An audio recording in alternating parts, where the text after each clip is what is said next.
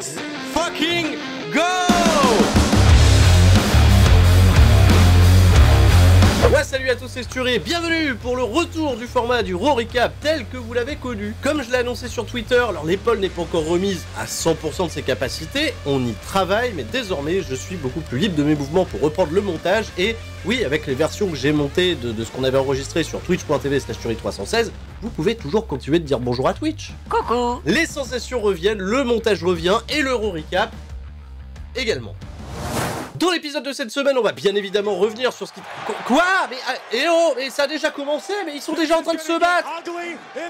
Yes, mais Triple H laisse tout le temps de respirer, j'ai même pas eu le temps d'introduire l'épisode que déjà, ça y est, baston, Brock Lesnar, Bobby Lashley. Il y a plus de doute, hein, c'est définitivement la signature de Triple H de commencer, d'ouvrir ces épisodes de Raw ou de SmackDown avec des bagarres impromptues. Et parlant de Triple H, eh bien ce n'était pas lui aux commandes et aux manettes de cet épisode de Monday Night Raw qui s'est tenu dans la nuit du lundi 17 au mardi 18 octobre 2022 depuis Oklahoma City dans l'Oklahoma. Les Dirties nous ont rapporté la veille que c'était bien le Road Dogg Jesse James à la baguette de cet épisode de Raw puisque Triple H est malheureusement victime du Covid. On va bien entendu souhaiter un prompt rétablissement à Sa Majesté Triple H, il mérite, revient fort. Et autant vous dire que ce petit changement provisoire n'a rien changé à la lecture du show, un épisode solide qui...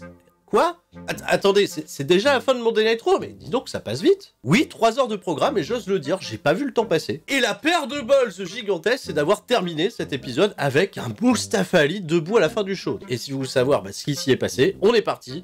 C'est l'heure du Raw Recap.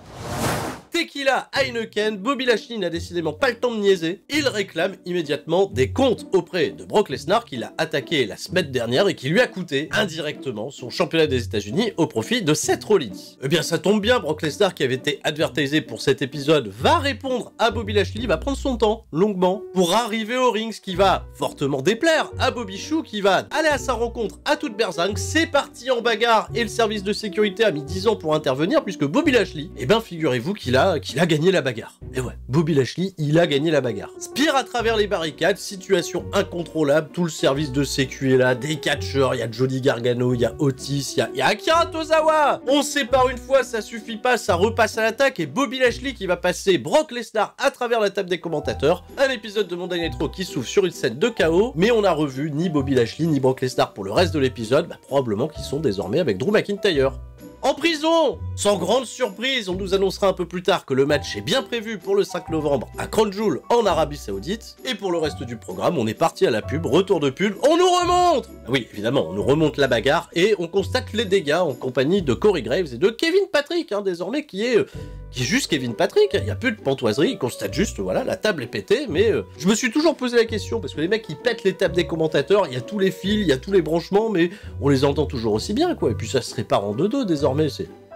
Au programme de l'émission, Karl Anderson, dont on reparlera, et Luke Gallows font face pour leur combat de retour à Alpha Academy, qui viennent probablement pour jobber une fois de plus. Dexter Lumis s'affrontera en un contrat Lumis, et si Dexter Lumis remporte son combat, il obtiendra un contrat à la WWE. Bon là c'est vrai qu'on le laisse faire un petit peu ce qu'il veut, Dexter Lumis, il a pas la garde rapprochée que Brock Lesnar et Bobby Lashley peuvent avoir. On nous annonce également un revisionnage de ce qui s'est passé. Putain, les mecs, ils nous hype, même on nous remonte de ce qui s'est passé à SmackDown avec le retour de Bray Wyatt. Et enfin, ce soir, dans le main event, Seth Rollins défend son championnat des États-Unis tout fraîchement remporté contre Matt Riddle, qui l'a, je le rappelle, battu à Extreme Rules. Donc attention, là il y a des enjeux, là ça peut être pas mal.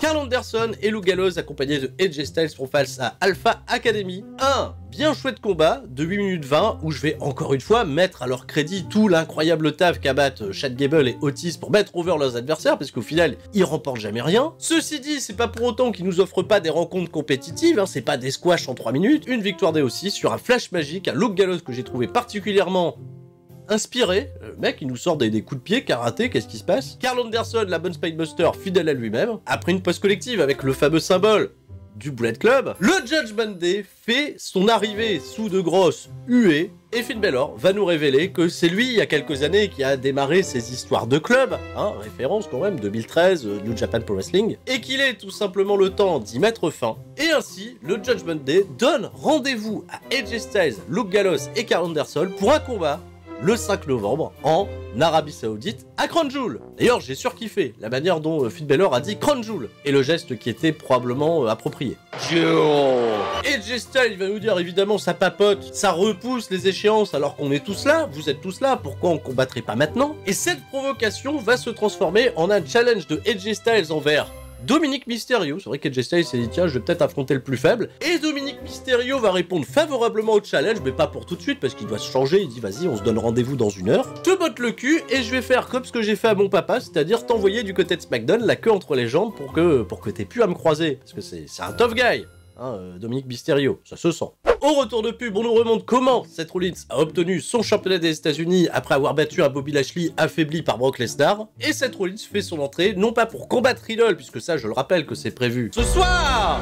En plus de se pavaner, il prend à témoin tout le public d'Oklahoma City qui va assister à la première défense historique de son règne de champion des États-Unis, qui n'en finira jamais. Et il est interrompu par Mustafa Ali. Eh oui, Mustafa Ali. Alors quid de Mustafa Ali ces dernières semaines? Il a eu un chouette match contre Bobby Lashley où il a donné de son corps et de son âme pour le défier pour le championnat des États-Unis. C'était un contenders match. Le titre n'était pas en jeu, mais Mustafa Ali, il a poussé Bobby Lashley dans ses retranchements et Bobby Lashley avait promis à Mustafa Ali une opportunité pour son championnat des États-Unis. Alors très gentiment, Mustafa, il va réclamer son opportunité à Seth Rollins. Rollins va lui répondre ce qu'on aurait probablement tous répondu si on était à la place de Seth Rollins. Et ben Mustafa Ali, on n'est pas trop dans la même division. Ceci dit, Mustafa, je t'aime bien. T'es une bonne personne, t'es un bon père de famille, t'es important pour les gens backstage et ben les personnes qui l'aiment bien, Seth Rollins, il leur met une droite dans la gueule, il les jette à l'extérieur du ring. Voilà.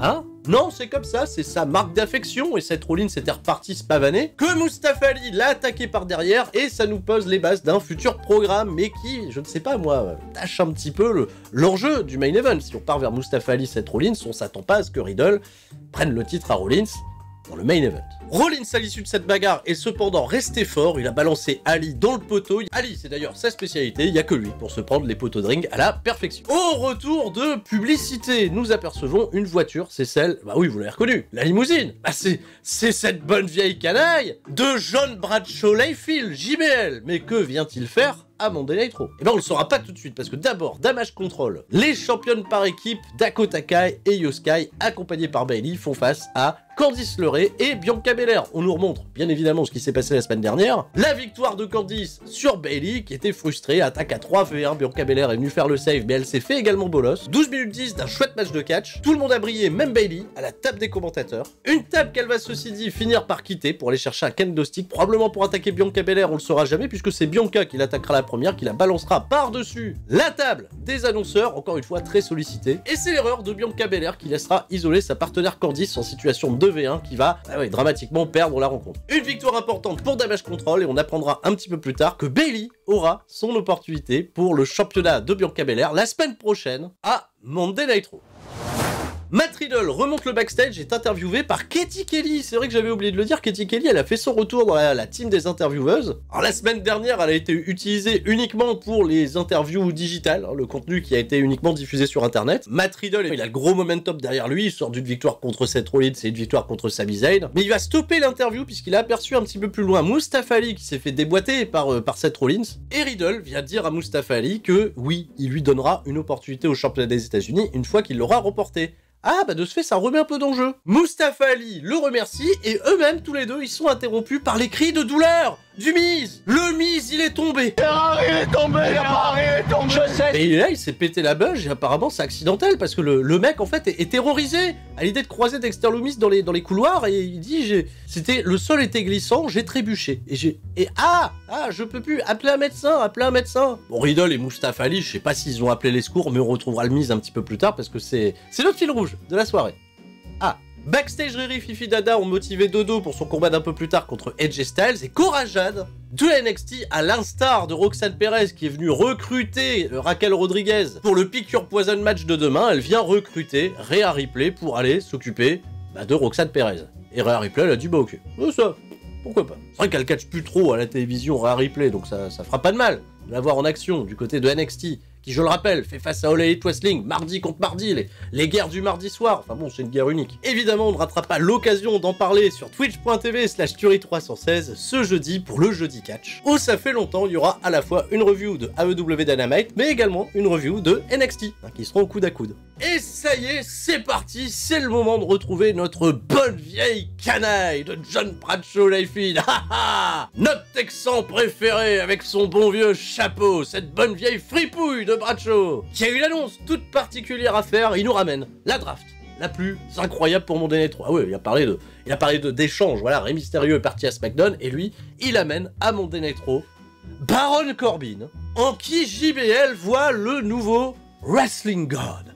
Le Wrestling God des temps modernes. Putain, il tente avec Baron Corbin. On l'a repackagé dans tous les sens ces dernières années, mais là, maintenant, il a Bradshaw derrière lui. Donc, attention. Bradshaw, vieille canaille, arrête de nous la mettre à l'envers. C'est Baron Corbin, frère, on sait. Ça. Bon, alors voilà, Baron Corbin, il fait son entrée. Ils ont un peu remixé son thème. Il a l'air con, parce que... je sais pas ce qu'ils ont fait au niveau de la tenue. Il rentre avec son petit chapeau, là, à la Pharrell Williams. Bon... Et il va affronter Dolph Ziggler, qu'on n'avait pas vu depuis un bail, et Dolph Ziggler, c'est un petit peu l'opposé d'Alpha Academy dans la version Babyface, il est là aussi pour se prendre des purges, malheureusement. Alors, se prendre des purges, oui ou non, parce que là, j'ai adoré, Bradshaw, il est à la table des commentateurs, il va dire, oui, regardez-moi l'intelligence dans les déplacements, dans l'agressivité de Baron Corbin, c'est le wrestling god des temps modernes. Pas du tout, le mec, il s'est fait bolos pendant toute la rencontre, j'ai l'impression que Baron Corbin, il a passé sa vie à être au sol, à encaisser les coups, à faire des nearfalls un peu foireuses. Bon oui, bien sûr, il fait nearfall sur le zigzag de Dolph Ziggler, histoire de niquer encore un peu plus le finish de Ziggy. Non, il a fait quoi de plus par rapport à d'habitude? Une grosse corde à linge, un reverse mindbuster, et puis il a gagné, End of Days, on n'en parle plus.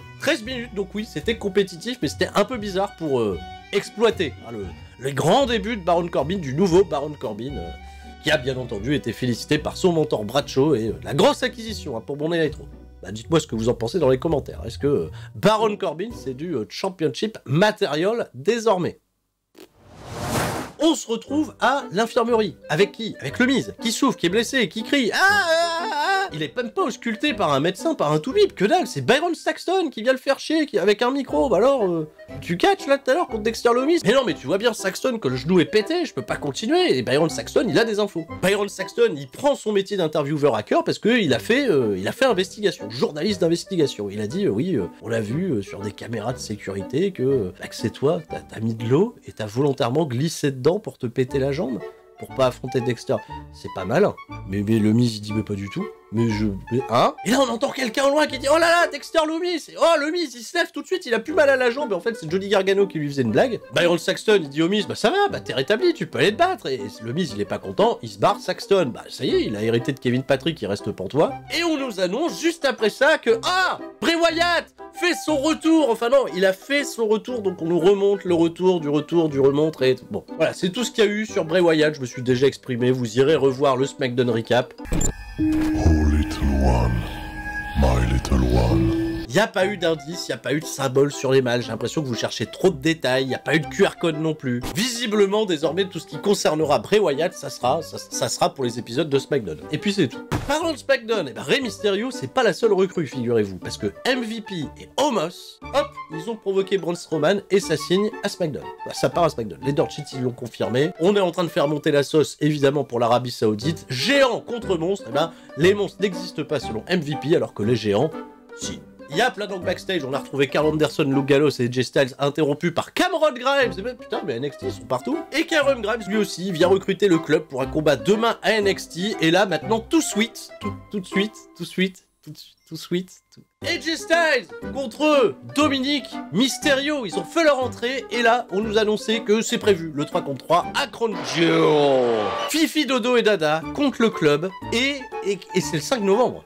Et en réalité, ça pose un problème. Bon déjà, outre le fait qu'on va passer sur le détail où Karl Anderson, il y a 2 ans, quand il a été viré de WWE, il avait dit oui plus jamais, j'irai en Arabie Saoudite, ah là là, never say never. Et au-delà de ça, au-delà qu'il soit programmé pour l'Arabie Saoudite parlant de never, et bah oui, bah c'est le champion Never Open Weight de New Japan Pro Wrestling. Et bah, y a un petit conflit dans tout ça, c'est que Karl Anderson, il est censé défendre son championnat Never le 5 novembre, également contre Hikuleo. Et c'est annoncé, et c'est d'ailleurs même pas retiré pour le moment par New Japan. Donc là, on est face à un truc un petit peu conflictuel, entre un Karl Anderson qui a dit il y a 2 ans, je veux plus aller en Arabie Saoudite, qui est l'actuel champion Never, mais qui finalement peut pas y aller, puisqu'il y a l'Arabie Saoudite qui annonce en même temps, enfin bref, ça devient un micmac, soit Karl Anderson rend son titre vacant de New Japan et décide comme il se doit d'aller affronter le Judgment Day, ou soit il va se faire casser la gueule dans les prochaines semaines à Monday Night Raw pour aller au Japon et laisser une place vacante pour l'Arabie Saoudite.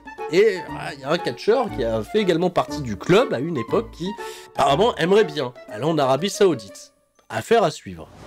Dodo contre AJ Styles, évidemment il y a plein de monde autour du ring, ça va quand même traîner, 14 minutes 30, pour une histoire qui semblait assez évidente sur le papier, puisque la domination d'AJ Styles, elle a été de bout en bout. Allez, seul petit passage à la main de Dominic Mysterio, ça a toujours été grâce à des interventions que l'arbitre n'a pas vues du Judgment Day, notamment Rhea Ripley qui développe de plus en plus une espèce de complicité avec Dodo qui est plutôt spéciale, mais dans le bon sens du terme. Et l'ultime provocation à l'extérieur du ring va être fatale pour AJ Styles, qui va se faire retourner tel un wrap chèvre et miel. L'arbitre qui n'a rien vu compte jusque 3.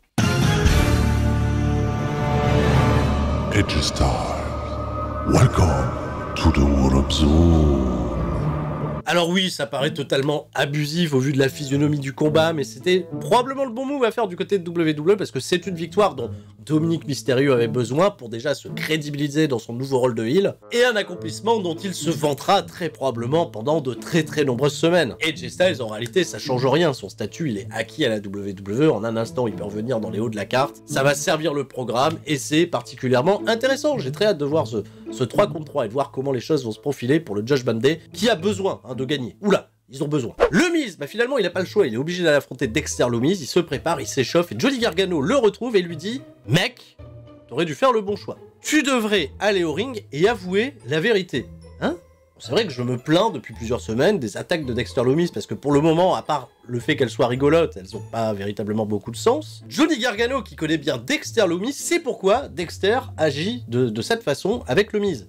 Et ben nous on sait pas. On est parti donc pour le combat, non pas tout de suite, on nous remontre ce qui s'est passé entre Bobby Lashley et Brock Lesnar. Ah, je sais, vous avez dit, on nous remontre, oui, quand c'est la semaine qui suit le pay-per-view c'est bien, mais là c'est bon, on n'est plus à la semaine qui suit le pay-per-view. Dexter Lumis va donc faire son entrée pour que finalement le Miz l'attaque avec une chaise, lui porte le Skull Crushing Finale, et il y aura jamais de match, parce que de ce fait, Dexter Lumis, apparemment, il est pas clear pour combattre. Et malheureusement, personne n'est venu le provoquer pour lui dire « Ouais, t'es pas digne de m'affronter, t'es pas un Américain. » Dexter Lumis, non, il est resté, il a fait dodo et y a pas le match. Johnny Gargano va après ça retrouver le Miz en coulisses et lui dire qu'il a pas fait le bon choix en attaquant Dexter Lumis avant son combat. Et le Miz, ça l'agace. Il dit à Gargano « Arrête, je vais te défoncer. » Et Gargano, pour sa défense, il dit « Ouais, mais si tu fais ça, j'ai un sifflet. » Il a un sifflet, ok. Et s'il souffle dedans, eh ben on saura pas, parce qu'il a pas soufflé dans le sifflet. Et le Miz, visiblement, il a pas envie d'entendre un bruit de sifflet. Bizarre. Qui veut marcher avec Elias? Et oui, c'est le moment tant attendu du retour de Elias, qui nous précise que Ezekiel ne reviendra pas puisque sa courte carrière dans le catch malheureusement s'est finie de manière tragique. Il est là, il est prêt à faire un concert, il a pris un petit piano, il est content d'être là, il y a un petit piano, et il est interrompu par Matt Riddle. Alors Matt Riddle, il vient pas les claquettes les oiseaux, non, en fait, il est un gros fan d'Elias. Ça s'est vu, à l'époque, Elias, il feudait pas du tout avec Matt Riddle. Et il a un rêve, Matt Riddle, c'est d'accompagner Elias dans un concert avec ses bongos. Enfin, il veut faire du bongo. Alors Elias, il lui dit, oui, un jour, on fera peut-être un concert ensemble, mais pour l'instant, installe-toi et tu bouges pas, tu dis rien. Il commence à faire son petit piano, voilà, ça s'enjaille, il chante pas, et on aura le temps d'en voir pas grand-chose, en réalité, parce que la musique de Seth Rollins retentit, parce que oui, on a perdu du temps avec ces conneries, c'est déjà l'heure du main event. On est parti à la pub, retour de pub, Elias, il est resté aux abords du ring pour assister, je sais pas, au combat, pour encourager Matt Riddle peut-être, mais une chose est sûre, il est resté pour faire chier Seth Rollins, parce que dès que l'arbitre a eu l'attention détournée, Elias, il a mis un grand coup de genou dans la face de Seth Rollins, voilà, c'était un peu gratuit, bon, il avait un peu provoqué, bref, bon, coup de genou. Pas de disqualification, parce qu'enfin, on n'en sait rien, parce qu'ils sont partis à la pub, retour de pub, et là, on a vu quoi? Que Rollins, il dominait la situation sur Riddle, donc bon. Alors, ceci dit, on a un chouette combat avec des bons rappels de ce qui s'est passé à Extreme Rules, avec un Rollins qui est pas très sûr de son fait, un Riddle qui déborde de confiance. Mais finalement, Elias, ça va être la clé de ce combat, puisque lorsque Rollins va sortir à l'extérieur du ring, il va chercher à se faire disqualifier, à provoquer Elias pour qu'il l'attaque à nouveau, mais cette fois-ci devant les yeux de l'arbitre, chose que Elias ne va pas faire. Seth Rollins va alors lui porter un super kick monumental. De retour dans le ring, nouvelle situation chaude et Elias va intervenir pour percuter malencontreusement Riddle, ce qui va permettre à Seth Rollins de remporter la victoire avec un curb stomp. Et toujours champion des États-Unis, et oui, c'est un peu regrettable. Même Elias, il va même pas pouvoir se venger après ça, parce que curb stomp à nouveau sur Elias, tout le monde est au sol, juste Rollins debout pendant, que quelques instants. Puisque Mustafa Ali va réussir à dégager Seth Rollins, un assaut super bien porté avec une grosse agressivité. Un Mustafa Ali qui a saisi cette occasion de briller, qui l'a très très bien fait, c'est ainsi que se terminera cet épisode de Monday Night Raw avec un futur challenger qui se déclare être le plus gros problème de Seth Rollins. Probablement pour l'Arabie Saoudite. Et ben c'est la fin de cet épisode de Monday Night Raw qui était, comme je dis, assez digeste. Encore une fois, on va souhaiter un prompt rétablissement à Triple H qu'on espère revoir très très vite et on a hâte de se retrouver déjà pour la prochaine vidéo de la chaîne, à savoir le SmackDown Recap ce week-end. Je vous fais des gros bisous à tous et je vous dis à la prochaine. C'était Sturi et tout le monde reste fort. Surtout Hangman Page. Ciao, bye bye.